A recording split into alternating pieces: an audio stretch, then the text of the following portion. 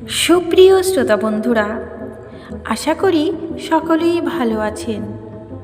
আমি আবারও চলে এসেছি আপনাদের পছন্দের মজার গল্প নিয়ে। আজকের গল্প বড় মামার পাঁচালী, কলমে পূর্ণেন্দু পত্রী। শুনতে থাকুন ভীষণ মজার গল্পটি, আশা করি ভালো লাগবে। স্কুল থেকে বাড়ি ফিরতেই মান্তি, আমার বোন, স্কিপিং করার ভঙ্গিতে তিরিং বিরিং লাফিয়ে কোথা থেকে দৌড়ে এসে বললে, জানিস দাদা, সাংঘাতিক সুখবর আছে। কি? বড় মামা আসবেন এবছর পুজোয়। কে বললে তোকে? কে বলবে আবার? মাকে চিঠি পাঠিয়েছেন, মা পড়ে শোনালো। সত্যি? তাহলে তো দারুণ কাটবে রে পুজোর ছুটিটা। মান্তির মতো আমারও ইচ্ছে করছিল তিরিং বিরিং লাফিয়ে উঠতে। বড় মামা আসবেন মানে, বড় মামার আশা মানে, সত্যি বড় মামা মানে সে যে কি তা কাউকে বুঝিয়ে বলা যাবে না। মহাভারতে না রামায়ণে কোথায় যেন রাজসূয় যজ্ঞের কথা লেখা আছে, বড় মামা মানে সেই রকম হুলস্থুল কাণ্ড। কলকাতায় যে বছর জাপানিরা বোমা ফেলেছিল, আমি তখনও জন্মাইনি। পরে বড় হয়ে মায়ের মুখে শুনেছি বড় মামার সেই সময়ের কাণ্ড কারখানা। শুনি আর হাসতে হাসতে লাউ কুমড়োর মতো ফুলে ওঠে পেট। অথচ অমন ভুরভুরে হাসির গপ্প যখন পাড়ার বন্ধুদের বলি, তারা নাক সিটকই, চোখ মটকায় দোলের পিচকারির মতো হাসতে হাসতে বলে, যাক হয়েছে, খুব গুলমারা শিখে এসেছিস কলকাতা থেকে। বড় মামা থাকেন কলকাতায়, আমরা এই পাড়া গায়ে। কালে ভদ্রে আমাদের কলকাতায় যাওয়া, 2-4 দিন থেকেই চলে আসা। ওইটুকু থাকাতে কেউ কখনো কলকাতার গুলমারা শিখে ফেলতে পারে নাকি? আসলে ওরা তো কখনো বড় মামাকে চোখে দেখেনি, বা ওদের চোখের সামনে বড় মামার কাণ্ড কারখানা ঘটেনি। ওরা তো অবিশ্বাস করবেই। তখনও জাপানি বোমা পড়েনি, কবে পড়বে কেউ জানে না, কিন্তু একদিন না একদিন পড়বেই। এই কথাটা রাষ্ট্র হয়ে যাওয়ার পর কলকাতার যেসব মানুষ ছিলেন আমাদের গ্রামের, এ বাড়ি ও বাড়ির, এ পাড়ার ও পাড়ার আত্মীয়, কলকাতা থেকে ছেড়ে সবাই চলে এলো সেখানে। তাদের মুখ থেকে ছড়াতে লাগলো কলকাতার ভয়ঙ্কর সব গল্প। আর সেসব মায়ের কানে যেতেই মা বুক ভাসাতে লাগলেন চোখের জলে। আমার বড়দার কি হবে গো? বড়দা কেন চলে আসছে না এখানে? সবাই চলে এলো কলকাতা ছেড়ে, বড়দা কেন একা পড়ে আছে ওই শ্মশানে গো? ও গো, আমার বড়দার কি হবে গো? মায়ের এই একটানা কান্নায় নাকানি চুবনি খেতে খেতে বাবা নাকি শেষ পর্যন্ত পাড়ার সবচেয়ে চৌকস ছেলে হরিদাকে পাঠিয়ে দিয়েছিলেন কলকাতায় বড় মামাকে সপরিবারে আমাদের এখানে নিয়ে আসতে। হরিদা গেছে, 1 দিন যায়, 2 দিন যায়, 3 দিন যায়, 5 দিন যায়, 7 দিন যায়, হরিদার ফেরার নামগন্ধ নেই। তাতেই মায়ের ধারণা হয় জাপানি বোমার শেষ হয়ে গেছে সবাই। পাড়া পড়শিরা যত বোঝায়, না গো, এখনো বোমা পড়েনি। কলকাতায় এখনো ব্ল্যাকআউট যে জাপানিরা বুঝতেই পারছে না কোনটা কলকাতা আর কোনটা কোলাঘাট, তাই আকাশে চক্কর মেরে মেরে পালিয়ে যাচ্ছে। মায়ের এক বিন্দু বিশ্বাস নেই সেসব কথায়। আষাঢ়ে বৃষ্টির মতো মায়ের অঝোর কান্নায় ভিজে গিয়ে বাবাকেই অগত্যা ছুটতে হলো একদিন কলকাতায়। মা বারবার করে বলে দিলেন, যদি বেঁচে থাকে 1 দণ্ড অপেক্ষা না করে দাদাদের নিয়ে তক্ষুনি চলে আসবে। বাবা গেলেন। 1 দিন গেল, 2 দিন গেল, 3 দিন গেল, 5 দিন গেল, বাবার ফেরার নামগন্ধ নেই। ফলে ঘন ঘন মূর্ছা হতে লাগলো মায়ের। তেমন সময় একদিন ফিরে এলো হরিদা। হরিদাকে কাছে পেয়ে বুকে জড়িয়ে মায়ের তো ডাক ছেড়ে কান্না। ও হরি, তুই আগে বল তো ওরা সবাই বেঁচে আছে? হরিদা নাকি তখন পাগলের মতো হাসছিল। বেঁচে আছে প্রশ্ন করেছেন কেন মাসিমা? বেঁচে না থাকলে আপনাদের কাছে পাঠান আমাকে। আমাদের কাছে তোকে পাঠাবে কি রে? তোকেই তো আমরা পাঠিয়েছিলাম তাদের কাছে। সে তো আপনারা পাঠিয়েছিলেন, এবার ওনারা পাঠিয়েছেন আমাকে আপনাদের কলকাতায় নিয়ে যেতে। আমাদের বড়দা আমাদের কলকাতায় নিয়ে যাওয়ার জন্য তোকে পাঠিয়ে দিয়েছেন এখানে। আর সেই মানুষটা মানুমান্তির বাবা, তারও বুঝি বড়দার মতো মরবার শখ উঠেছে উথলিয়ে। কি বলছেন মাসিমা? আপনি একবার আমার দিকে তাকিয়ে দেখুন তো, দেখুন, দেখলেই বুঝতে পারবেন কি কাণ্ড চলছে বড় মামাদের বাড়িতে। কান্না থামিয়ে হরিদার দিকে তাকিয়ে তো মায়ের চোখ দুটো কপালে। ও হরি, তোর এমন দশা কি করে হলো রে? ছাগলের ঠ্যাঙ্গের মতো তোর হাত দুটো হয়ে গেছে যেন হাতির সুর, পেটটা ফুলে গেছে জয়ঢাক, কালবোস মাছের গায়ের রংটা পাল্টিয়ে হয়ে গেছে পাকা রুইয়ের মতো। কি করে এমন হয়ে গেলি তুই? মাসি গো, তোমাকে যদি সব কথা খুলে বলি তো বিশ্বাস করবে না, ভাববে বানাচ্ছি। আমি তো এখান থেকে গিয়ে পৌঁছালাম মামার বাড়িতে, আর আমাকে পেয়ে অমনি ভরে দিলেন জেলখানায়। জেলখানা?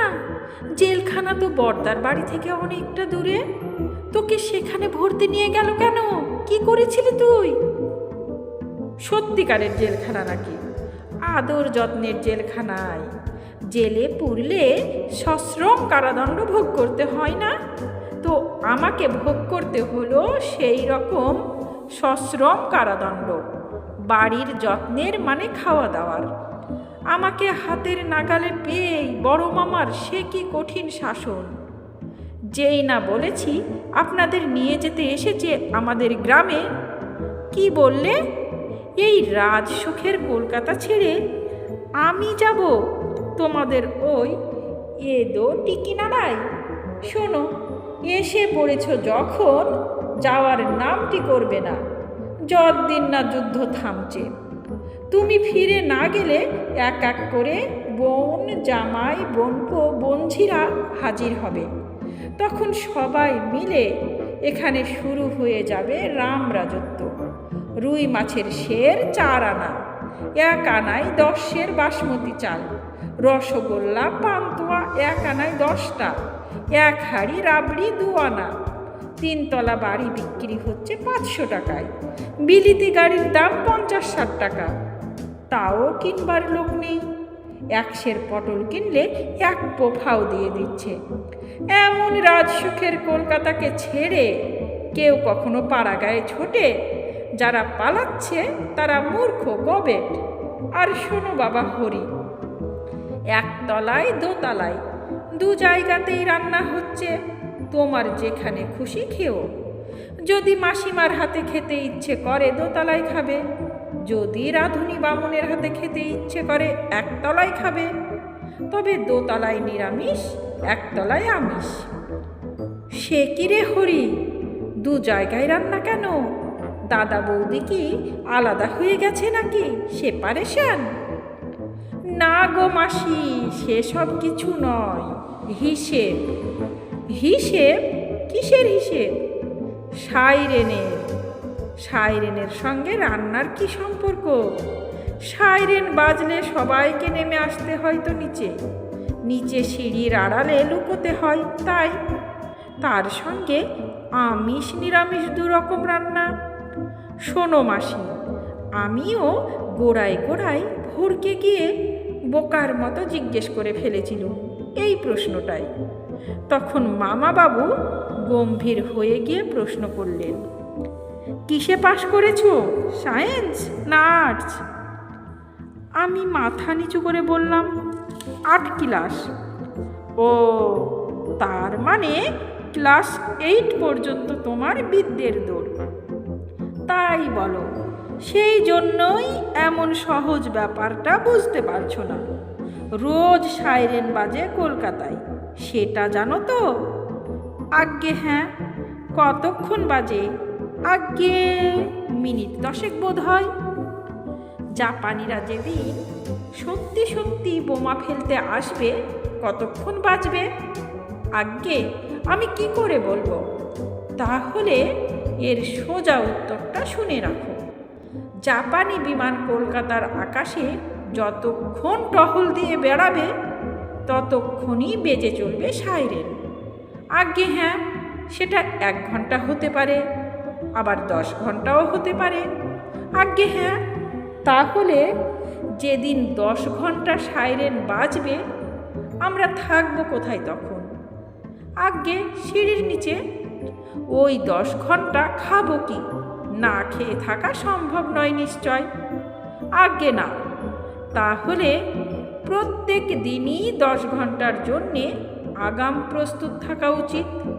আজ্ঞে হ্যাঁ। 10 ঘন্টা ধরে সাইরেন বাজলে মনের আর শরীরের কী ধরনের অবস্থা হতে পারে তা কল্পনা করার শক্তি নিশ্চয় আছে তোমার। আজ্ঞে দুর্বল এবং আতঙ্কগ্রস্ত শরীরে মনে জোর ফিরিয়ে আনার পক্ষে আমিষ আহারই বেশি উপযোগী, তা নিশ্চয় তোমাকে বলে দিতে হবে না। আজ্ঞে না। তাহলে কেন এ বাড়ির 2 তলায় 2 ধরনের রান্নাঘর এবং 2 ধরনের খাওয়ার ব্যবস্থা, তা নিশ্চয় এতক্ষণ তোমার কাছে ক্লিয়ার। আজ্ঞে হ্যাঁ, ক্লিয়ার। এই হলো মাসি তোমার দাদার কাণ্ড কারখানা। এ বেলা ও বেলা শুধু খেতে খেতে, মানে চব্য চস্য লেজ্জ পেয় গিলতে গিলতে আমার এই অবস্থা। তুমি শুক্তোর সজনে ডাঁটার মতো হরিকে পাঠিয়েছিলে কলকাতায়, সে ফিরে এলো পটলের দোরমা হয়ে। তুমি তো আমাকে দেখে চমকাচ্ছ। এবার দেখো মেসো মশাই যখন ফিরবেন তাকে চিনতে পারো কিনা। এই হলো আমার বড় মামার গল্প। তবে মায়ের মুখে যা শুনেছিল তাতে আরও খানিকটা আছে। মা বলেছিলেন, তোর বাবা সেই যে গেল কলকাতায়, আর তো ফেরার নামগন্ধ নেই। তারপর একদিন সত্যি সত্যি জাপানি বোমা পড়ল কলকাতায়। আর পড়বি তো পর বড়দাদের বাড়ির কাছে জোড়া বাগানে। বোমা পড়ার 2 দিন বাদেই বড়দা ছেলে পুলে সবাইকে নিয়ে চলে এলেন আমাদের এখানে। তোর বাবাও চলে এলো তাদের সঙ্গে। আমি দূর থেকে দেখছি বড়দার পাশে পাশে রোগা রোগা চিমসে মতন যে একটা মানুষ। তাহলে কি তোর বাবা একাই রয়ে গেল কলকাতায়? তোর বাবার চেহারা ছিল তখন দশাসই পালোয়ানের মতো, আমাদের 8 চালার খুঁটির মতো হাত পা, বুকের ছাতিটা শিব মন্দিরের দরজার মতো। হরির কথা শুনে ভয়ে ভয়ে ভাবছি, হাড় গিলে হরিরই যদি চেহারাটা বদলে গিয়ে থাকে অমন, তাহলে তোর বাবারটা নিশ্চয় বড়দার আদর যত্নের ঠেলায় কোলবালিশের মতো ফুলে উঠবে আরও।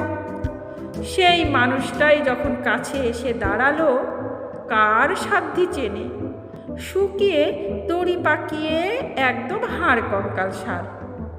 দাদাদের সামনে তো আর জিজ্ঞেস করতে পারি না। রাত্রে সবাই ঘুমোলে চুপি চুপি জিজ্ঞেস করি, হ্যাঁ গো, হরি ফিরে এলো হাতি হয়ে। তুমি হাতি হয়ে গিয়ে কিনা ফিরে এলে খ্যাংরা কাঠির মতো চেহারা নিয়ে? আহার নিদ্রা সব ত্যাগ করেছিলে নাকি? তখন তোর বাবা কি বললে জানিস?